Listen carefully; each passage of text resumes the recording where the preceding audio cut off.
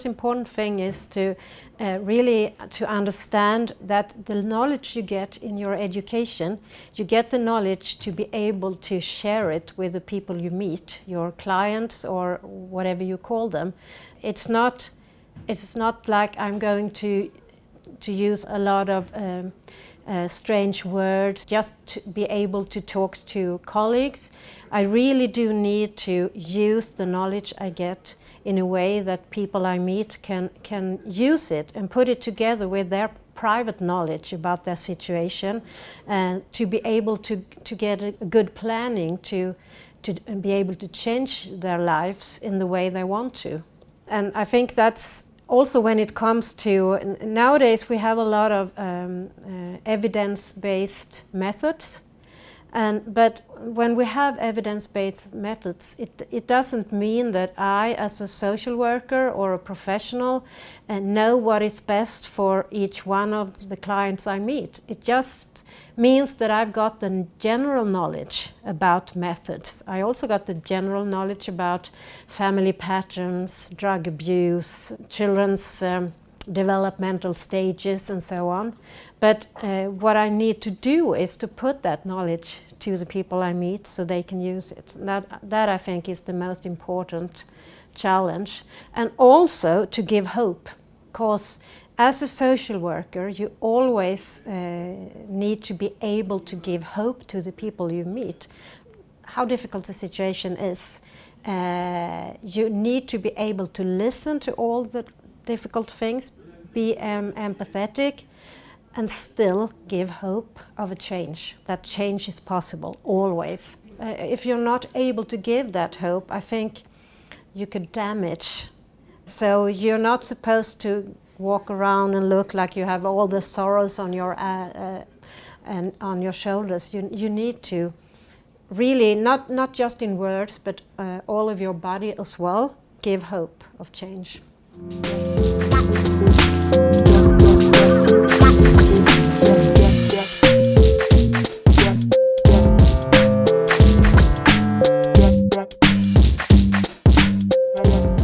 I've been a social worker for 34 years, so I've done a bit of mistakes during the years, and I've learned from those mistakes, I hope. And now I realize how important it is that I'm not the most important person in the client's lives. On the contrary, I think in every meeting I have with the client, or we don't call them clients, we call them citizens, because they are citizens just like everyone else. But after every meeting with me, the citizen, the person should need me a little less than before the meeting, not more. If they need me more, then I haven't done my work as well as I could have. Because what it's all about is to help people to believe in their own ability to change their life situation. But still, of course, they could need support from society, and they should get it. But always it's about them being able to handle as much as they can themselves, and together with their social network, their private social network. And that, I think, also is really important especially when it comes to children, because in Sweden we have this debate now about we need more social workers, because we've got a lot of reports of children that are not in a good life situation.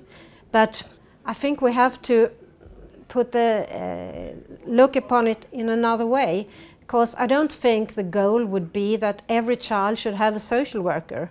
That's really crazy. So what we really should do is to help strengthening the social network around every child in society, their private social network, so that every child has more than the parents seeing them and helping them and support them. Because then, even if the parents have some challenges, there are other grown-ups, other people that can support the child and be important for the child.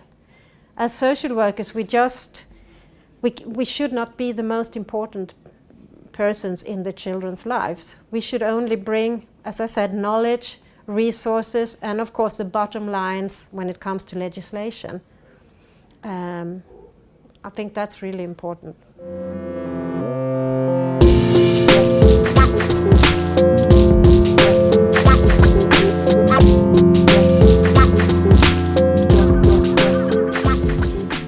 I've been thinking about this really a lot, and I'm, so to speak, burning for this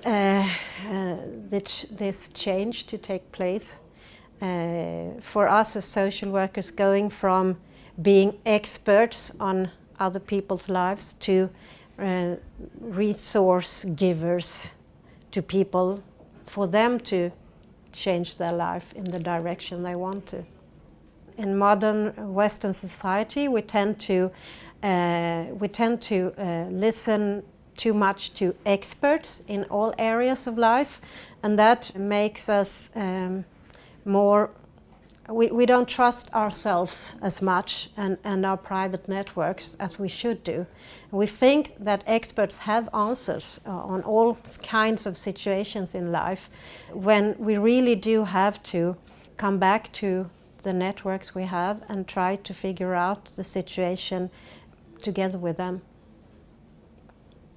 Also, to try to redefine the role as a social worker. So it should be, as I've said, the resource person for people making changes in their lives. And that means that we have to be,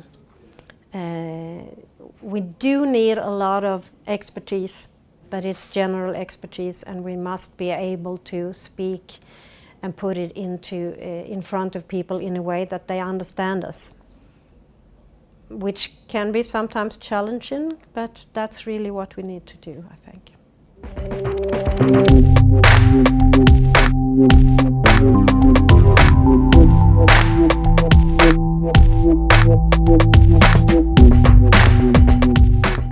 It must develop much more into giving resources, giving knowledge, giving resources, but also be very clear about the boundaries in legislation. For instance, in Sweden we have a legislation, I guess you have here as well, that you, as a child, you cannot have, if the situation is very, very serious, the state says, now you mustn't take care of this child. And that, of course, we must be very clear about these boundaries.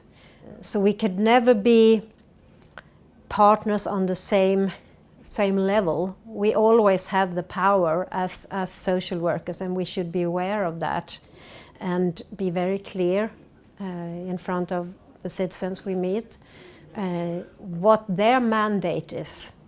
But within those boundaries, of course, it's up to them to make the plans they want to and live the lives that they do want. And actually to always help people to find what is important for them. Because sometimes it's like we as social workers have a problem, but the families we meet don't have a problem. And of course, if that's the case, we have to redefine. And maybe the problem is that they won't have us in their life. Oh, fine. Then I could say, okay, I don't want to be in your life either. So maybe that's the goal. So how do we reach that goal? So, do you understand what I mean? Yeah.